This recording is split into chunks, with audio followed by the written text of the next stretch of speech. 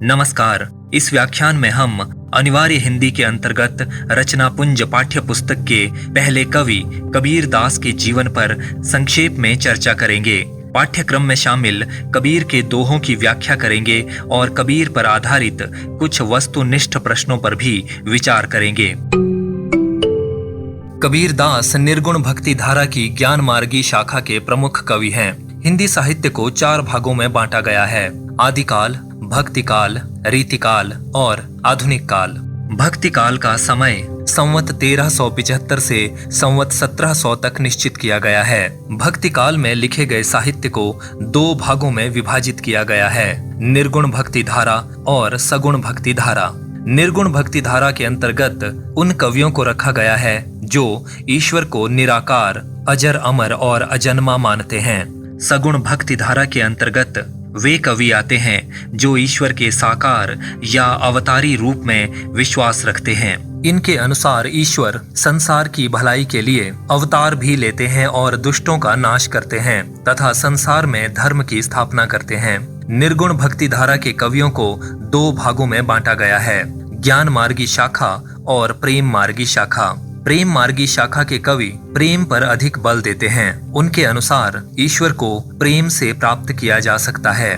ज्ञान मार्गी शाखा के कवि ज्ञान पर अधिक बल देते हैं। इनके अनुसार सदाचार, संयम और निरंतर ज्ञान प्राप्त करते रहने पर मनुष्य परमेश्वर को प्राप्त कर सकता है या उन्हें महसूस कर सकता है। कबीर दास ज्ञान मार्गी शाखा के प्रतिनिधि कवि हैं। इनके जीवन के बारे में बहुत कम जानकारी उपलब्ध है। अधिकतर विद्वान मानते हैं कि इनका जन्म सन 1398 में काशी में हुआ था। माना जाता है कि नीरू और नीमा नामक जुलाहा दंपति को बालक कबीर लहरतारा नामक तालाब के किनारे पड़े मिले थे। ये कबीर को घर ले गए और इनका पालन पोषण किया। बड़े होने पर कबीर ने अपना पैतृक व्यवसाय अपनाया और बुनकर का कार्य करते रहे। इन्हें शिक्षा प्राप्त करने का अवसर नहीं मिला, लेकिन साधु संतों की संगति से और अपने परिवेश से इन्होंने बहुत कुछ ग्रहण किया। कपड़ा बुनते बुनते इन्होंने अपने विचारों तथा अनुभवों को कविता में ढालना भी सीखा। कबीर सीधी और सच्ची बात कहने में विश्वास करते थे। ये कागज पर लिखी बातों की अपेक्षा अनुभव को ही प्रमाण मानते थे। ये एक समर्पित भक्त भी थे और समाज सुधार का प्रयास करने वाले क्रांतिकारी रचनाकार भी थे। परंपरा से और जनश्रुतियों के आधार पर रामानंद जी को कबीर का गुरु माना जाता है। ये भी माना जाता है कि कबीर विवाहित थे और इनकी पत्नी का नाम लोई था। इनका एक पुत्र और एक पुत्री थी जिनके नाम कमाल तथा कमाली थे। कबीर ने लगभग 120 वर्षों का लंबा जीवन पाया। अंतिम वर्षों में ये काशी से मगहर चले गए थे और सन 1518 में वहीं पर इनका देहावसान हुआ। कबीर का साहित्यिक परिचय। माना जाता है कि कबीर की वाणी का संग्रह सन 1464 में उनके शिष्य धर्मदास ने बीजक नाम से किया। कबीर पंथ में बीजक की सबसे अधिक मान्यता है। बीजक में संकलित कबीर की रचनाओं के 3 मुख्य भाग हैं: साखी, सबद और रमैनी। साखी शब्द साक्षी का तद्भव रूप है। साखियों का संबंध गुरु के उपदेशों से जोड़ा जाता है, यानी ये दोहे या बानियां मानो गुरु के उपदेशों का प्रत्यक्ष रूप हैं। साखियों में अध्यात्म, नीति और लोक व्यवहार से संबंधित बातों को व्यक्त किया गया है। अधिकांश साखियां दोहा और सोरठा छंद में लिखी गई हैं। सबद या सबदी गेय रचनाएं या पद हैं। इन्हें बानी, वचन या उपदेश भी कहा जाता है। दोहा चौपाई शैली में लिखी गई रचनाओं को रमैनी कहा गया है। रमैनी शब्द रामायण या रामायणी से बना है। ये नित्य पाठ के लिए लिखी गई रचनाएं हैं। नागरी प्रचारिणी सभा ने कबीर की रचनाओं का संग्रह कबीर ग्रंथावली नाम से किया है। इसका संपादन बाबू श्याम सुंदर दास ने किया था। गुरु ग्रंथ साहब में भी कबीर की बानियों का कुछ भाग संकलित है। आचार्य हजारी प्रसाद द्विवेदी ने कबीर पर एक शोध परक ग्रंथ लिखा है जिसका शीर्षक कबीर है। कबीर की काव्यगत विशेषताएं। कबीर निर्गुण ब्रह्म के उपासक हैं। ये उस ईश्वर में विश्वास रखते हैं जो अजर अमर, अजन्मा तथा निराकार है। इन्होंने उसे राम, खुदा, साहिब, जगदीश, ईश्वर, हरि, गोपाल, गोविंद, साईं, भरतार तथा परमात्मा जैसे नामों से पुकारा है। कबीर सद्गुरु को बहुत अधिक महत्व देते हैं। इनके अनुसार सद्गुरु ही शिष्य को ईश्वर से मिलने का सही मार्ग दिखाता है। कबीर जाति व्यवस्था का विरोध करते हैं। इनका मानना है कि मनुष्य जन्म से नहीं बल्कि अपने चरित्र, अपने कर्म और अपने विचारों से श्रेष्ठ बनता है। इन्होंने तत्कालीन हिंदू और मुस्लिम समाज में व्याप्त कुरीतियों, रूढ़ियों, अंधविश्वासों तथा पाखंड का विरोध किया।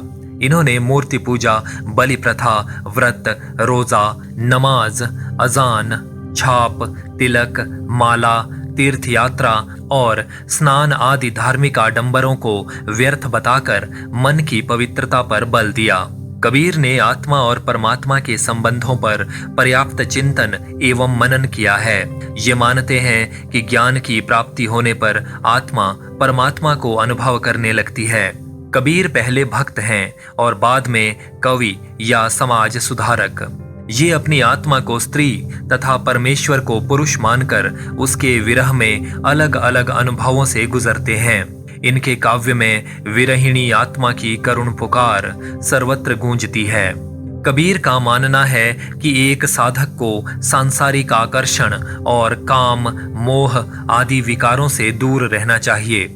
इसी कारण ये नारी को माया का रूप मानकर उसे साधना में बाधक मानते हैं। कबीर एक साधक और सुधारक तो है ही, लोक व्यवहार को भी अच्छी तरह समझते हैं। इसी कारण लोक जीवन के इनके अनुभव और इनका नीति ज्ञान सूक्तियों के रूप में इनके काव्य में विद्यमान है। कबीर के काव्य में वैराग्य भावना भी मिलती है। ये मानते हैं कि मनुष्य का जीवन और उसकी संपत्ति क्षणिक है, इसलिए इस नश्वर संसार में मनुष्य को हर प्रकार के अहंकार से दूर रहना चाहिए। कबीर चूंकि निरक्षर थे, इसलिए इनकी भाषा में एक रूपता नहीं मिलती।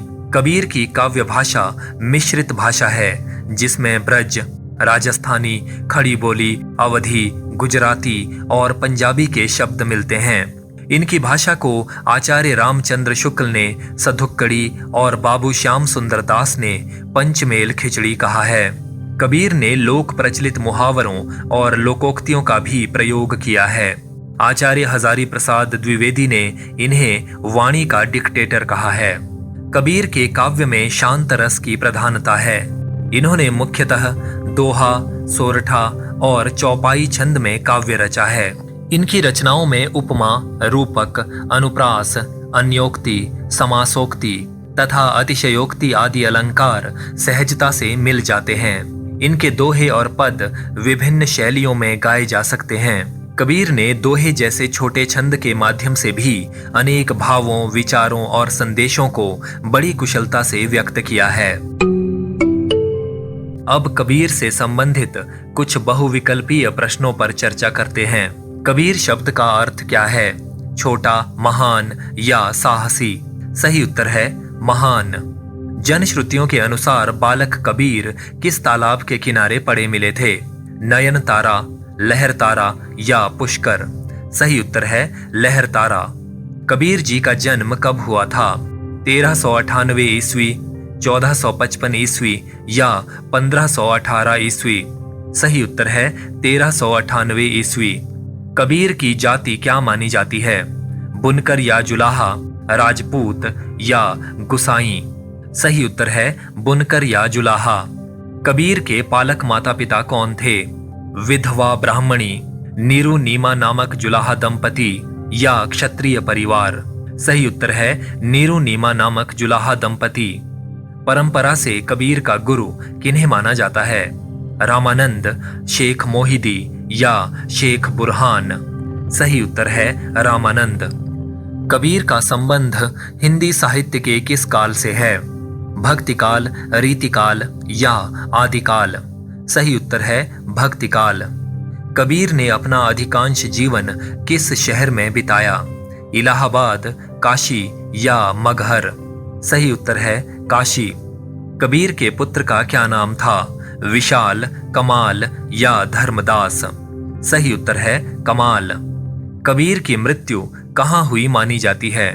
काशी, मगहर या इलाहाबाद? सही उत्तर है मगहर। कबीर जी की भाषा को क्या कहा जाता है? सधुक्कड़ी, खड़ी बोली या अवधी? सही उत्तर है सधुक्कड़ी। कबीर का संबंध भक्ति काल की किस शाखा से जोड़ा जाता है? ज्ञान मार्गी शाखा, प्रेम मार्गी शाखा या राम भक्ति काव्यधारा? सही उत्तर है ज्ञान मार्गी शाखा। कबीर की बानियों का संग्रह किस नाम से किया गया है? कबीर नामा, कबीर काव्य या बीजक? सही उत्तर है बीजक। कबीर की बानियों का संग्रह बीजक नाम से किसने किया? रैदास, धर्मदास या कमाल? सही उत्तर है धर्मदास। सिखों के किस ग्रंथ में कबीर की बानियों का कुछ भाग संकलित है? जपुजी साहब, गुरु ग्रंथ साहब या दसम ग्रंथ? सही उत्तर है गुरु ग्रंथ साहब। कबीर वाणी में दोहे को क्या नाम दिया गया है? साखी, रमैणी या पद? सही उत्तर है साखी। कबीर किस काव्यधारा के प्रवर्तक थे?